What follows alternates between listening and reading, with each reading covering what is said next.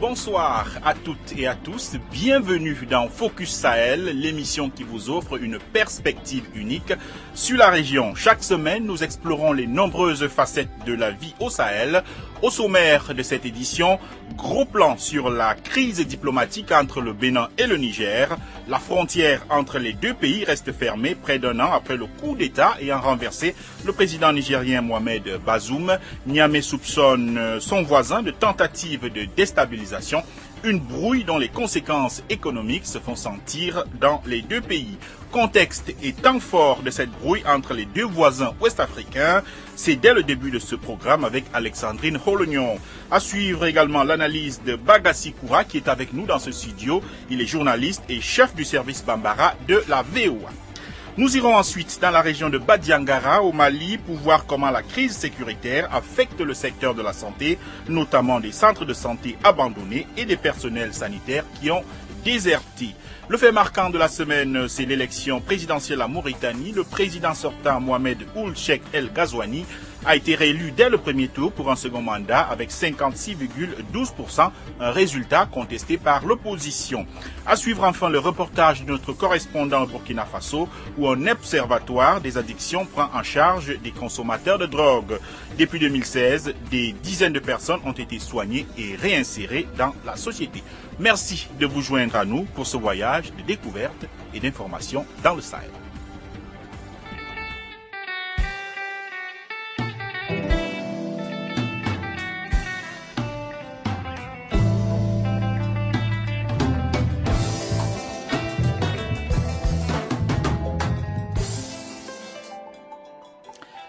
Les tensions persistent donc entre le Bénin et le Niger, près d'un an après le coup d'État ayant renversé le président Mohamed Bazoum, malgré la levée des sanctions de la CEDEAO qui avait suspendu le Niger de ses instances à la suite du putsch à Niamey. La frontière entre le Bénin et le Niger reste fermée, la junte nigérienne soupçonnant Cotonou de velléité de déstabilisation. Une décision qui pèse sur les économies des deux pays, comme on va le voir avec Alexandrine Holognon. Le 17 juin dernier, la justice béninoise a condamné à 18 mois de prison avec sursis 3 ressortissants nigériens. Arrêtés une semaine auparavant au port béninois de Semekoji, les 3 accusés étaient poursuivis pour fausse attestation et usage de fausses attestations. Niamey, lui, a dénoncé un kidnapping de ses compatriotes qui étaient venus dans le cadre du chargement d'un navire de pétrole, alors que la frontière entre les deux pays reste fermée. Il faut que les relations économiques, les relations d'échange soient rétablies pour que les biens, notamment de ce pétrole, puissent traverser le Bénin, être chargés et qu'on sort. C'est ce que nous avons dit. Nous n'avons pas reçu de réponse. Non, c'est à croire que les autorités nigériennes préfèrent que le pétrole nigérien traverse le Bénin de manière informelle, soit chargé dans nos eaux de manière informelle, parce qu'ils estiment que le Bénin est un pays ennemi, peut-être que les autorités béninoises sont des ennemis. Malgré la levée des sanctions ouest-africaines imposées pendant plusieurs mois après le coup d'État, le Niger refuse de rouvrir sa frontière avec le Bénin. Niamey accuse son voisin d'abriter des bases françaises qui entraîneraient des terroristes, ce que Paris comme Cotonou nie. Or, le président béninois Patrice Talon en fait une condition pour charger le pétrole. Le 6 juin, le régime militaire de Niamey a fermé les vannes du pipeline qui achemine le pétrole du nord-est nigérien au port béninois de Semekoji. Le ministre nigérien du pétrole s'est rendu dans les champs pétroliers d'Agadem, dans la région de Difa, pour s'enquérir de l'effectivité de cette mesure. Aussi longtemps que ça durera, aussi longtemps que le Bénin et la société OAPCO ne se seront pas entendus pour que le Niger puisse assister au chargement, puisse contrôler ce qu'on charge, nous n'accepterons plus d'ouvrir ces vannes. Donc il faut que vous soyez tous conscients de ça et que chacun de vous se sente investi de la responsabilité de surveiller. Si vous voyez le moindre problème, il faut reporter ça. Mais reporter à qui vous connaissez. D'accord? Et lui, il va se charger de nous rapporter ça et on prendra les mesures. De toute façon, c'est lui qui violera ces consignes. Il devra être prêt à en assumer les plus lourdes conséquences. Les effets de la brouille entre les deux pays se font sentir. La fermeture de la frontière a entraîné une hausse des prix au Bénin. Avant, avec 500 francs CFA, on pouvait faire une sauce Mais aujourd'hui, il vous faut 5 000 francs CFA. Vous avez 5 tomates pour 500 francs CFA. Le tas de piment de 25 francs CFA est passé à 100 francs CFA. Donc tout est devenu cher. L'augmentation du coût des denrées alimentaires au Bénin a d'ailleurs incité les syndicats béninois à appeler à une série de manifestations. Un coup de pression sur les autorités de Cotonou.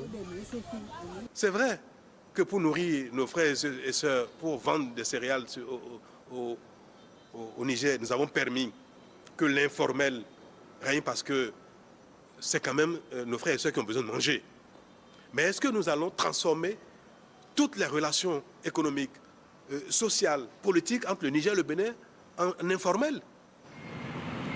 Alors que les relations entre les deux voisins restent tendues, les anciens chefs d'État Thomas Yayi Boni et Nicéphore Soglo ont effectué la semaine dernière une mission de médiation à Niamey sans résultat concret pour l'instant.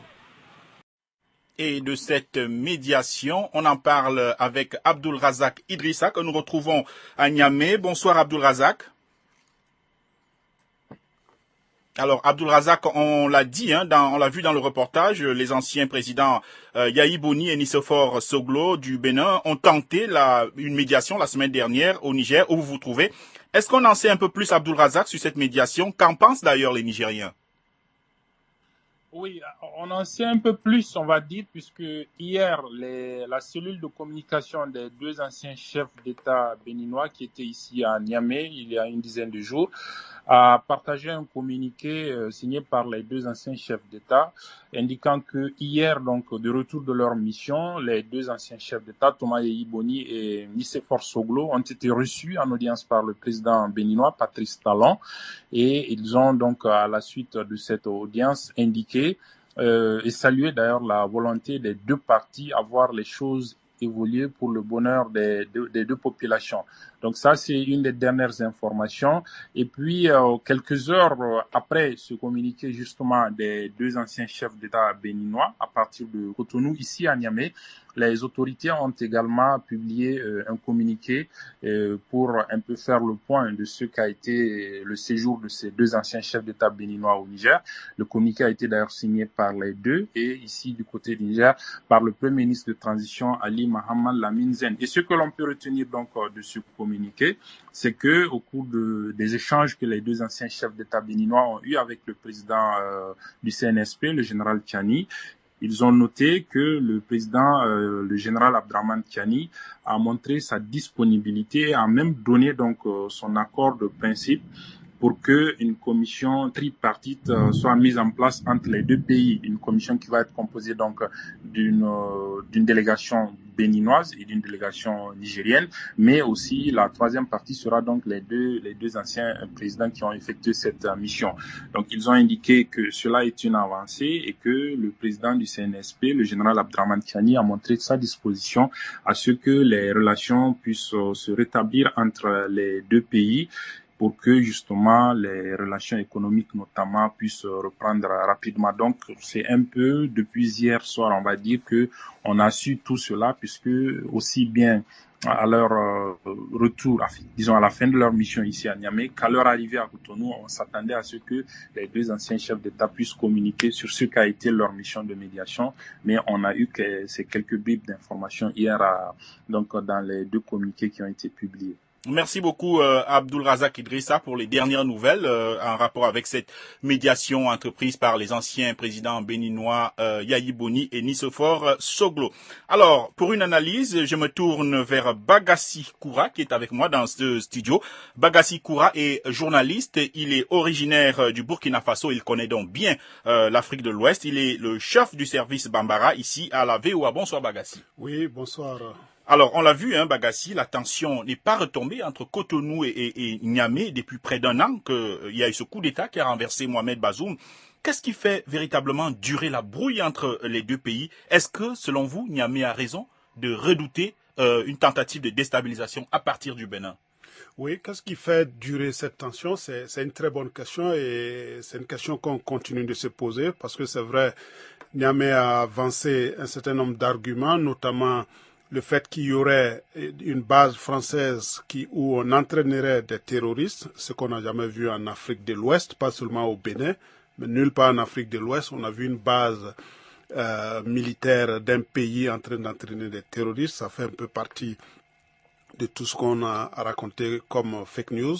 Mais concernant le Bénin, ça c'est assez nouveau. Et jusqu'à présent, on attend toujours que les autorités nigériennes apportent les preuves de ce qu'elles disent, ce que jusqu'à présent personne n'a.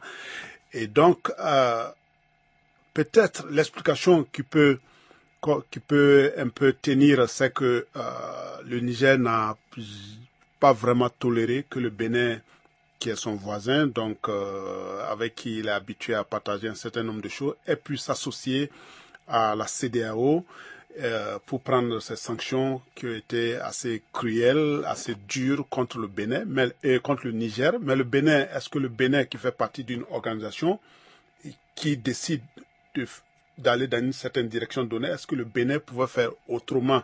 Parce que c'est pas le Bénin qui a décidé de sanctionner le Niger, mais c'était un peu la CEDEAO. Voilà, quand ça arrivait à d'autres pays, le Niger aussi était comptable des décisions de la CEDEAO. Maintenant, ces décisions peuvent être critiquées, mais on ne peut pas les attribuer à un seul pays. Oui, tout à fait. Alors, Bagassi, les effets de cette crise se font sentir d'un côté comme de l'autre. Il y a des conséquences économiques. On a d'ailleurs vu des syndicats se mobiliser. Il y a des hommes d'affaires qui font pression sur le président Patrice Talon parce que ça pèse sur leur activité. Est-ce que, selon vous, toute cette mobilisation, toute cette pression peut aider à résoudre la crise? Oui, ça peut aider, mais c'est beaucoup plus compliqué du côté du Bénin parce que j'ai cru comprendre que le Bénin avait à un moment donné accepté de laisser son port acheminer le pétrole et avait donné un certain délai et s'attendait à ce que du côté du Niger, ils essaient aussi de voir comment ils peuvent discuter et arrondir les angles et ça n'a pas eu lieu. Donc, les pressions au Bénin, c'est bien, mais il faut deux personnes pour danser le tango. Il faudra aussi qu'il y ait d'autres pressions au Niger pour que les deux gouvernements acceptent finalement de s'entendre. Se mettre ensemble, voilà, pour trouver une solution. Alors, on l'a dit tout à l'heure dans le reportage, les anciens présidents béninois, Yahi Boni et Nicéphore Soglo, ont tenté une médiation la semaine dernière. Quelles sont selon vous les chances de voir aboutir cette médiation? C'est le meilleur espoir qu'on a jusque-là, depuis que cette crise a commencé. Tous nos espoirs sont fondés sur les efforts. Ça a été une très belle initiative. Et il faut espérer qu'elle soit saisie par les deux côtés, côté nigérien, mais aussi côté béninois, parce que toute crise, il y a toujours une solution quelque part. Donc, ces deux pays ont beau avoir des différends, ils ne peuvent pas se déplacer, s'éloigner l'un de l'autre. Donc, le Bénin et le Niger, qu'on le veuille ou pas, vont finir par travailler ensemble, par collaborer. Autant le faire maintenant que plus tard. Donc, si on peut soulager la souffrance des populations maintenant que de traîner dans cette crise qui va se régler, qu'on le veuille ou pas, ça peut prendre 5 ans, 10 ans, mais elle va se régler. Donc, justement, sur ce point précis, vous dites que la crise va se régler. Est-ce qu'il y a des gages que d'un côté comme de l'autre, on pourrait apporter pour définitivement entrer dans une solution durable? Le meilleur espoir, c'est que ces deux gouvernements accepte. Je sais que le Bénin et le Niger a beaucoup à reprocher au Bénin et peut-être vice-versa. Donc, ces questions-là ne peuvent se régler que par un dialogue franc avec d'un côté comme de l'autre, même s'il faut permettre aux autorités nigériennes de venir au Bénin pour aller sur les sites où ils disent que se trouve la base où on entraîne les terroristes. Si ça peut permettre de régler la crise, pourquoi pas? Je pense qu'il faut vraiment tout faire parce qu'au milieu, les plus grosses victimes, ce sont ces populations-là qui ne peuvent plus avoir accès aux céréales, qui ont un coût de vie beaucoup plus élevé. Et il ne faudrait pas que ça continue parce que l'Afrique de l'Ouest souffre déjà avec cette crise qui dure depuis une décennie, crise sécuritaire. Merci beaucoup Bagassi Koura, journaliste, chef du service Bambara ici à VOA. Et pour terminer sur le sujet, quelques réactions d'internautes sur la page Facebook de VOA Afrique. Marc